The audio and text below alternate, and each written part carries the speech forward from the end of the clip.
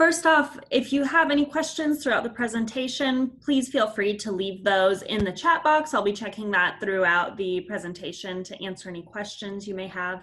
In addition, I want to just remind you that we do have 2 more workshops going on over the next couple of days that are related to this one. So they're all part of a series called What to Do Next. And the next one is going to cover kind of the logistical steps of starting up, and then the one after that on Thursday will cover getting a cash flow started to be able to really cover your financials and have a good grasp on that. So I'd encourage you to check those out. But today we're presenting Don't Be Afraid to Start, which our hope with presenting this isn't necessarily to give you the logistical steps of starting, but to help you just kind of overcome that hurdle of starting, the kind of fear-based hurdle of that. So hopefully this is information that you find relevant and valuable. If it is, or if it isn't and you'd like to see something different, then please fill out the evaluation survey that will be emailed to you along with the recording of this presentation and the slides themselves after the presentation. That'll probably show up a couple days later in your inbox. But without further ado, let's just go ahead and get started. Like I said, my name is Emily Rishel, for those of you who are just joining us. My email address is on the screen, so if you would like to email me after with more specific personal questions or request an advising session, I tend to do more on the marketing side of things, but I can help connect you to another advisor to really get you up and started and get you going.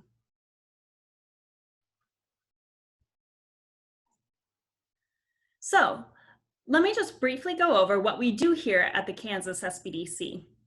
We have a 3-part process where we work to train people. That's kind of what we're doing here. These webinars, workshops, those sorts of things where they are to a broader audience. These are our training sessions where we're working to just get you skills and tools that are going to be generally useful for your business. Our next portion is advising, which is one-on-one. Our advising is no cost and it's confidential. So you're able to come in as much as you need to get one-on-one advising. You'll have a specific advisor who you work with primarily, who knows you, knows your business, knows your pain points and what could benefit your business. And you're able to discuss business with them and hear the advisor's perspective on it, get their insight and knowledge to move forward. And then finally, we help to connect you with other businesses or other resources that may be valuable to you. This can include resources that are within our connections, such as the Network Kansas connections that we have to the Kansas Department of Revenue, SCORE, any sort of things like that. We can help connect you to that. In addition, we can help connect you to other businesses that we are aware of that are in our network, as long as you both agree to connect with each other ahead of time, that we feel may benefit your business. So we're able to provide this 3-pronged approach, which we are hopeful will help your business to succeed. All right, let's go over a few of the positives of going into business. This is probably why one of these reasons, or several of them, are probably why you're kind of thinking about going into business or why you have started a business.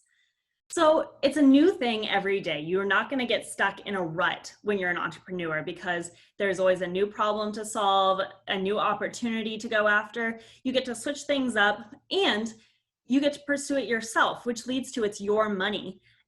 Ultimately, whatever money the business makes, you have the control of. You're able to kind of make that money for yourself, earn as much as you can through that. And there's not necessarily a cap on it like there may be in a salaried position. With that, you get to be your own boss. This is a big draw for a lot of people. You don't have to report to anybody. You get to do what you want to do, what you're passionate about, and you get to do what you love. So these are a few of the reasons that many people go and begin starting a business or kind of ponder the idea of starting a business. Unfortunately, for all the positives, there are some negatives, as there are with everything. The process of entrepreneurship can be an uncomfortable one. It's filled with some lots of decisions that you have to make, new turns, unknowns. It can be a little uncomfortable for a lot of people. There are also financial pressures, such as where are you going to get your startup funds from? And how are you going to continue generating revenue?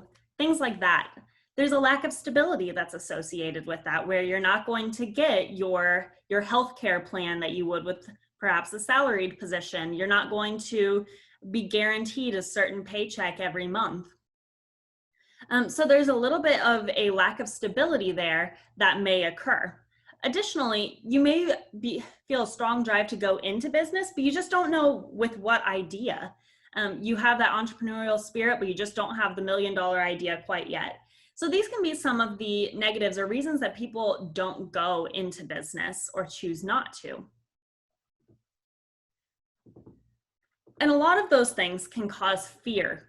So fear, I want to break down as kind of in a scientific way, because fear is such a strong emotion that we so closely associate it with what reality is, or what our perception of reality is. And it's good to realize that it's a specific process that occurs in your body, in your brain, that leads to your perception. It doesn't necessarily reflect the true reality of a situation. So if you're having fears surrounding starting your business, it may be beneficial to pause and consider what's occurring in your brain. And then later on in the presentation, I'll give you some tips and tools to help deal with that. But when you encounter something that is frightening for your brain, the amygdala, which is that tiny little teal dot in the bottom of the brain, it lights up, it becomes, it takes over the brain. And that's more of the animalistic side of your brain. It's something that's a little bit more primal in your brain, and that's what takes over. Your adrenaline starts pumping, perhaps. You may encounter a fight or flight response. And then your frontal lobe, the blood decreases to your frontal lobe. Your frontal lobe is what is responsible for logic and reasoning. So when you are operating in fear, you are not a very good decision maker. And your brain kind of goes haywire. So that's why it's important to consider and be able to recognize where you're operating from, whether you're operating from a logical perspective or from a fear-based perspective, because one is going to allow you to make positive decisions that are reasoned through and thought out, and the other one is going to be more of an emotional response. In addition, your brain does not have the systems to distinguish between the fear from real danger, like a bear attack, and the fear from perceived danger, like too much paperwork or dropping your note cards or something that's not going to have any sort of a life or death impact on you. Your brain and your body reacts the exact same way to both scenarios. So it's beneficial to recognize that your body may be simply overreacting to the situation that's at hand, and you don't actually have to accept that that is the reaction that you are that is appropriate for the situation. You can recognize that maybe a more scaled back reaction may be more beneficial and helpful.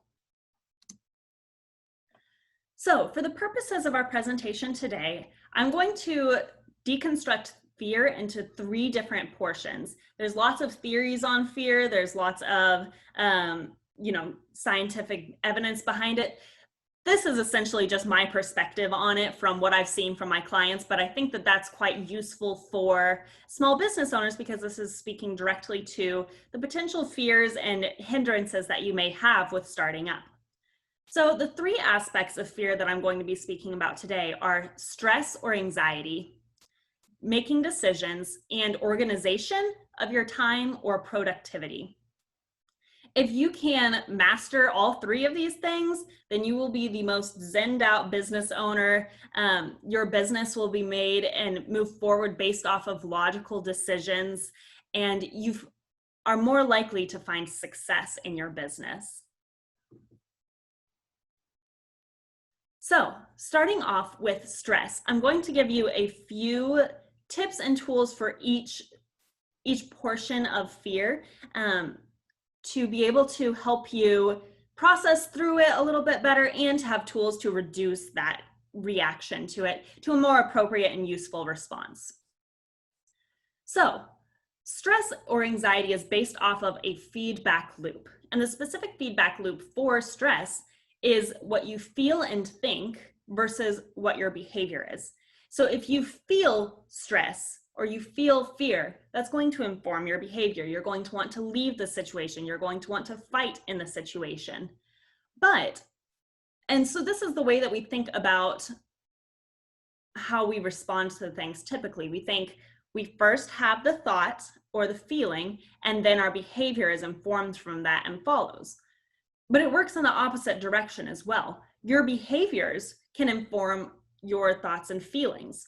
So if you are sitting in front of a stack of paperwork and your heart starts racing a little bit and you think, I'm never going to get this done. And so that could potentially inform your behavior to, well, you're never going to get this done. Let's run away from it. Let's procrastinate on it. Let's not get it done because it's too much and we can't do it. On the other hand, though, if you sit down in front of that stack of papers and you start to feel kind of that anxiousness surrounding doing all of it, you can just simply start doing it. And simply the behavior of not running away from it tells that primitive fear response that you don't need to run away from it. Your body sees that you're sitting down, you're continuing to breathe, you're not dying, and you're doing the thing that induced fear. Therefore, it reduces the fear response to that situation. So the next time you sit down in front of a giant stack of papers, your brain will have that tiny little memory in the back of its head about, hey, last time I sat down to do papers, I didn't die and I didn't experience any bodily harm. So your behaviors will begin to influence the way that you think and feel because your brain does not feel the need then to exaggerate that fear response. Over time, the cycle will start to develop to where you will hardly have any sort of response when you sit down in front of that stack of papers because that's just what you're doing again. Your body knows that you're not going to experience any harm with it. So there's no reason to induce fear. So essentially what I'm telling you to do is pretend like you like doing difficult things to start off with. Pretend like you really like doing all the back end stuff of the business when in reality, maybe you're more of a handyman and you really prefer being out there and getting stuff done and building things.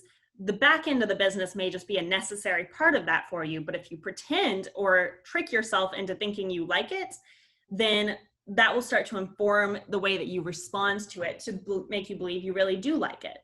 This is similar to if you've ever tried to encourage a toddler to do something, especially if they're 3 or 4, telling them to do it often doesn't work very well because they are on their quest for independence at that age. But if you sit down and you pretend like you really, really enjoy the broccoli that you're eating, chances are better that they're going to sit down and copy you and really enjoy the broccoli that they're eating. Your brain does the same thing even when you know you're trying to trick yourself, simply because your body you aren't running away from the situation. You're there, you're in it, you're doing it, and there's no need to feel fear in the future.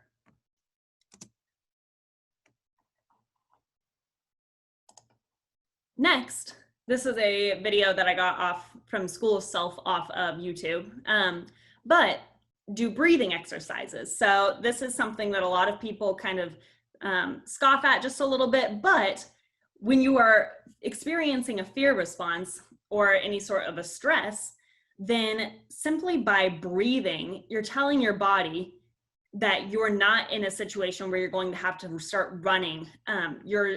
It'll slow down your body to where you're able to sit and do the paperwork. This is a really great video for it where you breathe in as the shapes are expanding and you breathe out as they're collapsing. There's also, if you want one that's a little bit more handy, if you just Google breathing exercise, it'll come up. And it's worth noting too that Americans are notoriously terrible at being able to tell when we're actually starting to get stressed. And so it can be beneficial to even set specific times throughout the day, like every couple hours or before lunch and before you go home, things like that. By sitting there and doing these breathing exercises, even if you don't necessarily think you're stressed, you may be shocked at how much your body reacts and relaxes. and you're avoiding stress before it even becomes something that's recognizable to you. So this can be a beneficial tool for that as well. And if you don't have something to look at while you're doing these breathing exercises, simply breathing out longer than you're breathing in will slow your body down and have that same impact.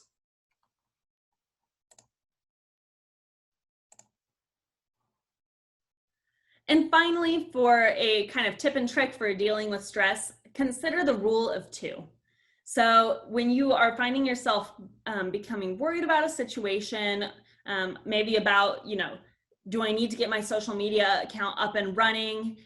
Do I need to do that now, later? It may be worth it to stop and ponder and consider, is this something that is going to matter and have an impact in 2 seconds? Most things will still matter in 2 seconds. Is this something that's going to matter in 2 minutes, 2 hours, 2 days, 2 weeks, 2 months, and finally 2 years? This helps you to kind of place on a scale the importance of the situation. If it's something that's going to die down in 2 hours, it's not something that's worth worrying about.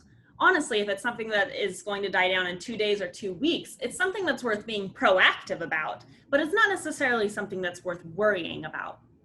2 months or 2 years may be a situation where a little bit of healthy stress would be beneficial to pushing you to resolve the situation. So that's just something to consider. Place it on the scale of 2s with the rule of 2s to be able to quickly go through that and place where your reaction should be. I know that this can be beneficial with small business owners because there are a million decisions to make every day. And small business owners tend to be very concerned with the ramifications of that decision. But is forgetting to post 1 day a week going to have an impact in 2 seconds, 2 minutes, 2 hours? Honestly, it probably for most people won't have an impact even in 2 seconds. And so it's something worth considering on, how much of an impact is this actually going to have on my business in the long run. So just a brief checklist to help recap what we covered about stress. Pretend like you like doing difficult things, and your body and your fear reaction will begin to follow that until that diminishes. Breathe, whether when it's feeling stress, whether when you're feeling stress, or just at designated points throughout the day to be able to reset your brain. And then finally, consider the rule of 2s to help place what kind of a reaction you should be having to the situation that's at hand.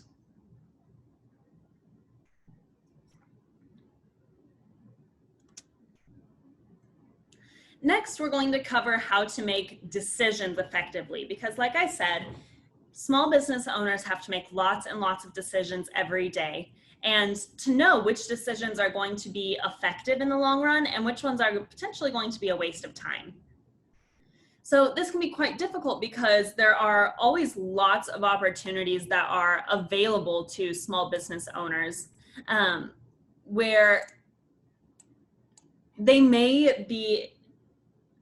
have their attention that is divided in lots of different ways. I know with marketing opportunities, there's a million different ways you can market, but it's more beneficial to find the one that's most likely to work well for you and really pursue that, as it is with a lot of other decisions that you have to make. So what I would encourage small business owners to do is to create a decision path. If you're really organized, you may write this out. Otherwise, just do it quickly in your head. But the white hexagons at the beginning and end indicate where you're starting from and what your goal is. So in order to do this exercise, you have to have a long-term goal. What is your long-term goal for your business? Is it going to be just kind of a small side hustle that helps to bring in a little bit of extra income and you're not really interested in growing it? Is it something you want to grow to be big enough that you could hand it down to somebody else in your family, or that it could sustain your family as primary income for you? Or is it something you're looking to grow into a multinational giant corporate venture that will, create millions and millions of dollars of revenue? It's important to know where you're headed. Otherwise, your decisions along the way are going to be aimless. So the teal hexagons indicate the known steps that you could take along the path. So if you're saying, okay, I want to start an LLC, just something small, and I want it to be able to just sustain my family and I as my primary income. The known steps along the way are going to be something like, I have to legally start. I don't know what the steps to do that are, but I know that I have to legally start. Maybe the next thing is, I know I have to make sales. I don't know how I'm going to make sales, but I know I need to do that. So there are things that you know along the way that you're going to have to begin to do, benchmarks you're going to measure yourself by. I would encourage you to place these kind of where you think they may go along the path. Chances are you probably know more of the upfront steps you're going to need to do rather than the long-term steps, because that it's a little bit more unknown the further out you get, but I'd encourage you to lay that out. The blue hexagons then, or the dark blue ones, indicate the unknown steps, or the things that will connect point A to point B, but you're not quite sure what you need to do in between. That can be where coming into an advisor like somebody from the KSBDC can be very beneficial, because we can help fill in those unknown steps from our experience and expertise. But don't fret, because if you don't know the unknown steps, if we don't know the unknown steps, just take small steps that begin to lead to the next goal. So if my next goal for starting my business is just to start legally, then I may want to go and research how to legally start. That's one step. The next step would be to follow the information that I find. Maybe I go and I register my business as an LLC, and then I choose a name, and then and there are all these steps that I can take within that. So you can begin to fill in the unknown steps in between until you accomplish that smaller goal, and you begin to move on to the next step, or the next smaller goal that'll eventually step you and lead you all the way to your final goal. I hope that made sense. I tried to lay out the visual there, but if it doesn't, please somebody throw something in the chat and I'll try and explain it a little bit better.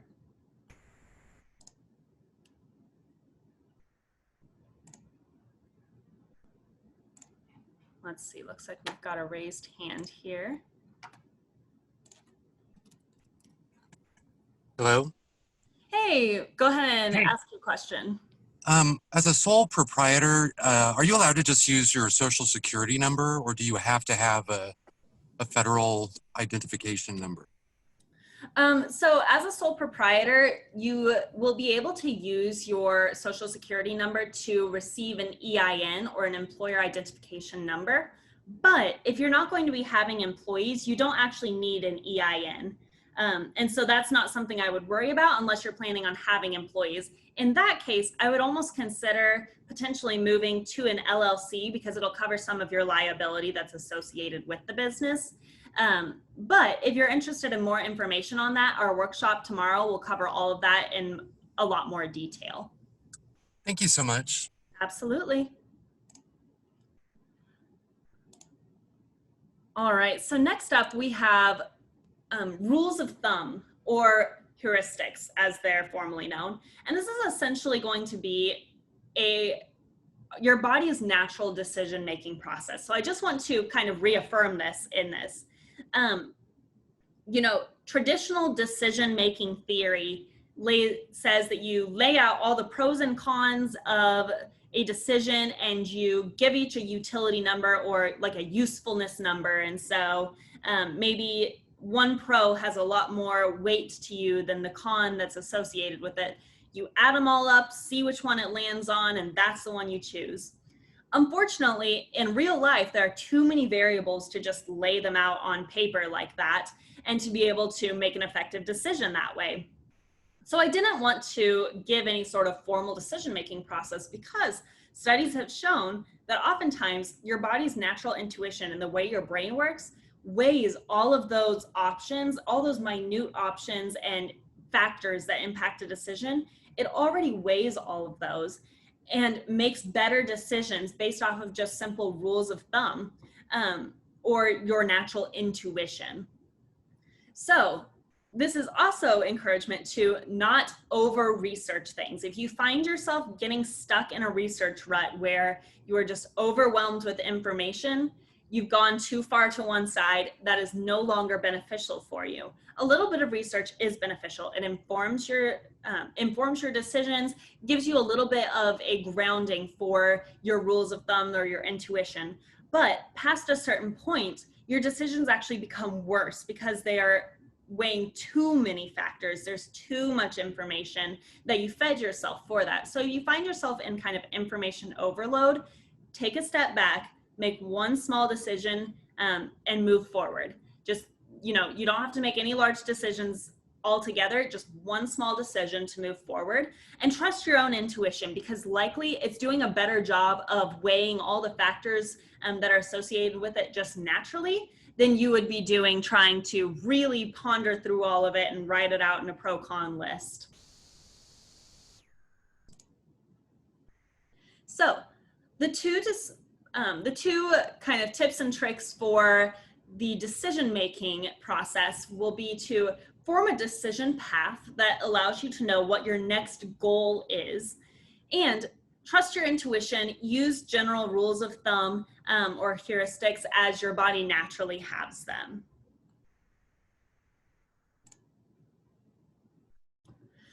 Next, we're going to consider organization and productivity.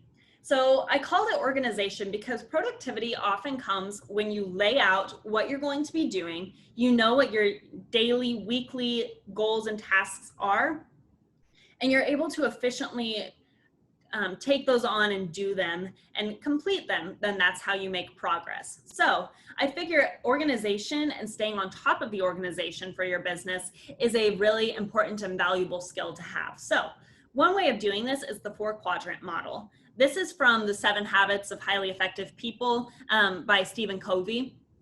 I just recycled it into here because it's such a brilliant system. But it divides your tasks, or what you spend your time on, into 4 quadrants. So as you can probably see, there's quadrant 1 is things that are urgent and important. So urgent in this context is defined both as, there's a deadline coming up, I really need to accomplish that by this point, but it's also things that you couldn't have necessarily planned for, like a call from a family member or your car breaking down. Those kinds of things are urgent because they need to be dealt with then, but, and they're also important in that instance as well. Next, quadrant 2, we have things that are important, but they're not urgent. These are your long-term goals and plans. These are the things that are actually going to create momentum behind your business, that are going to allow you to actually see some progress over time and help you accomplish your goals.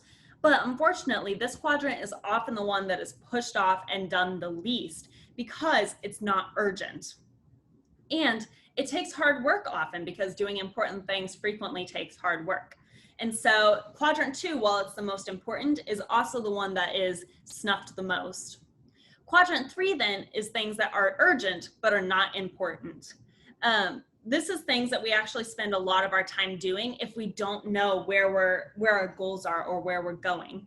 This is something where maybe you decide you want to have, you want to pursue every marketing channel because every marketing channel is likely to reach at least one person.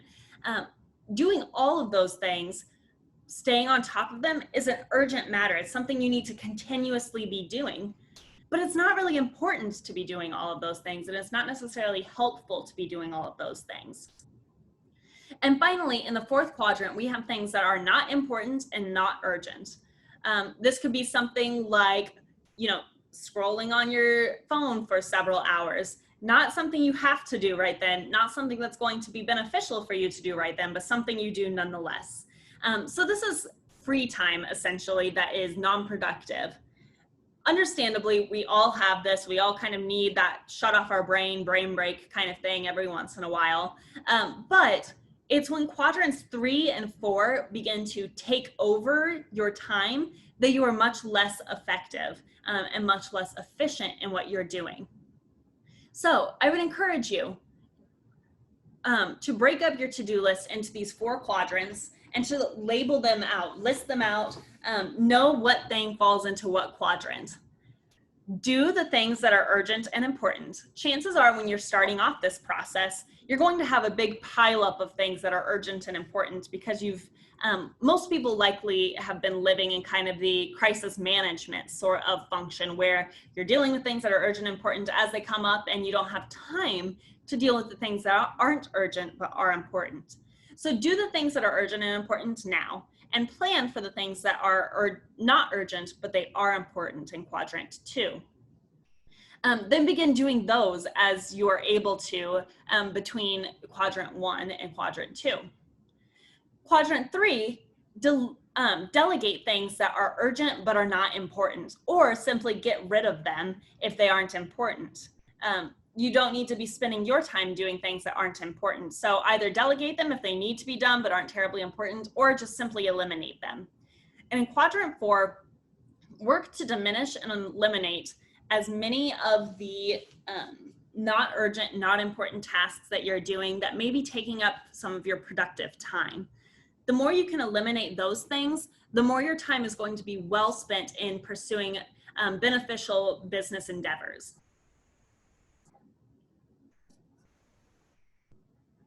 Are there any questions on this particular model?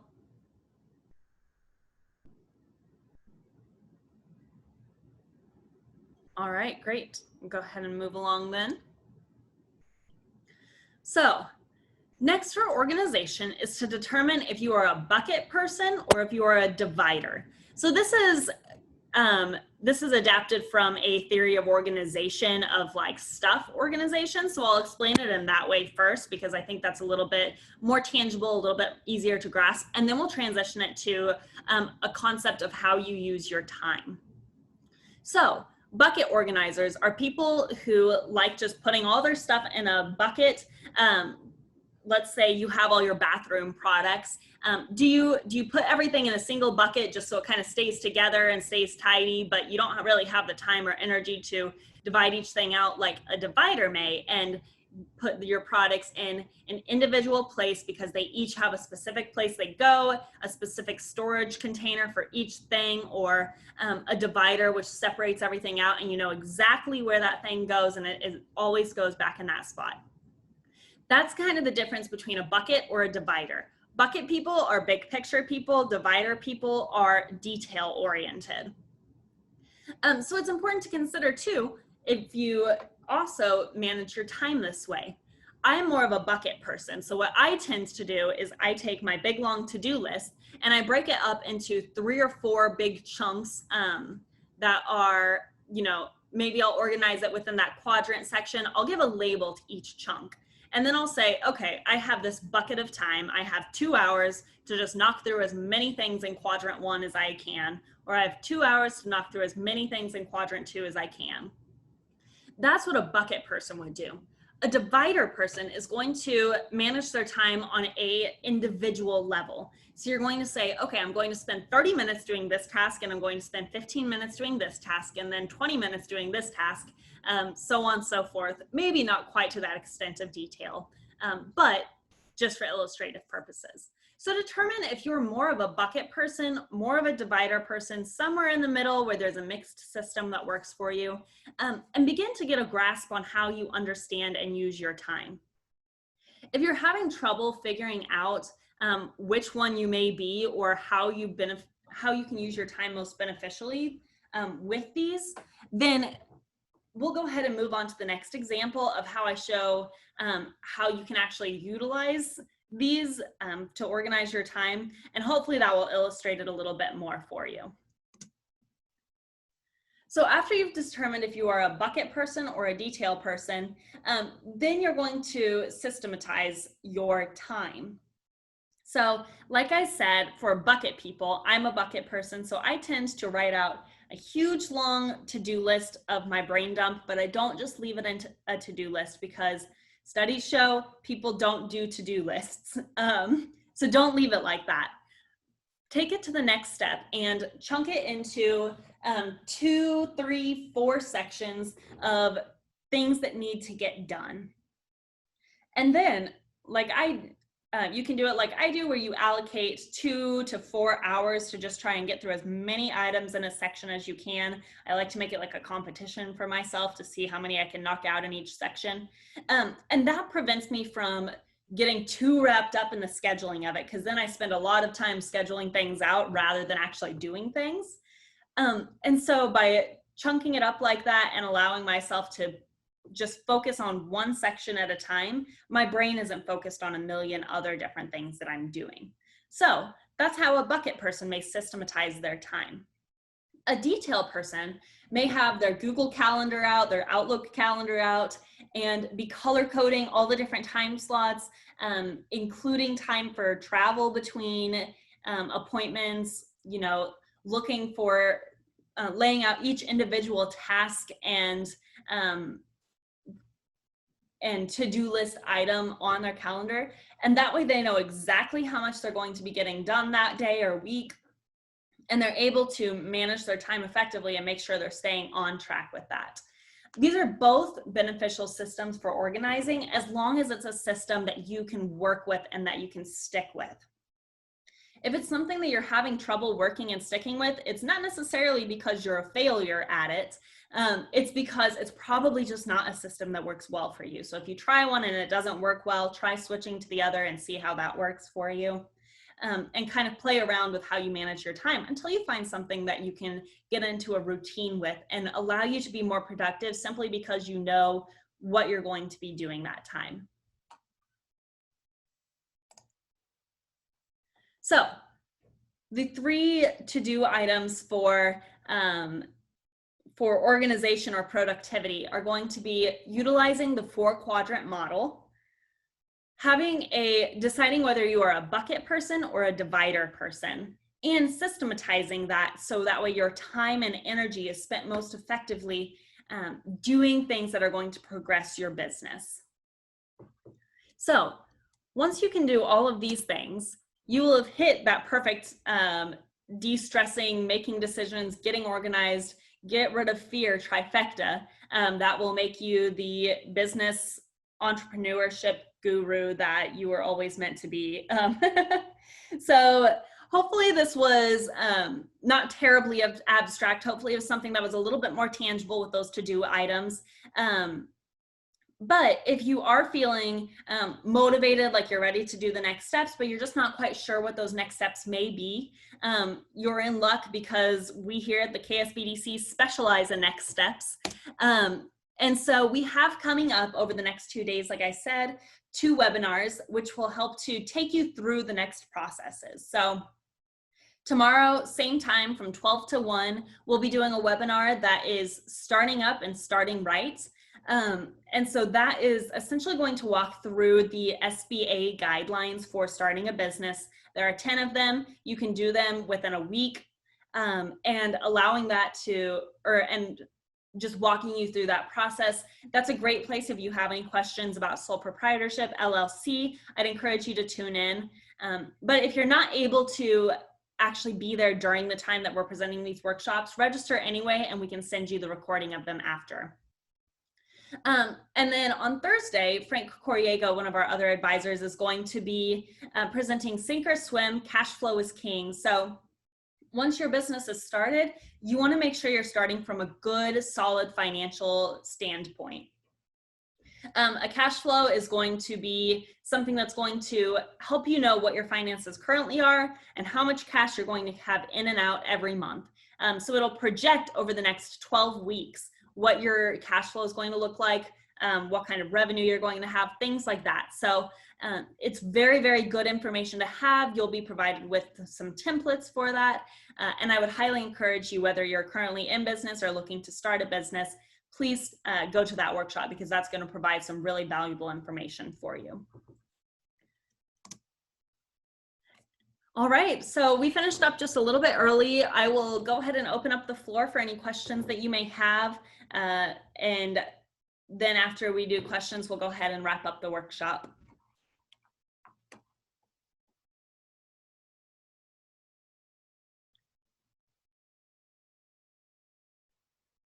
And if you have questions, you can either put them in the chat box or raise your hand and I'll unmute you.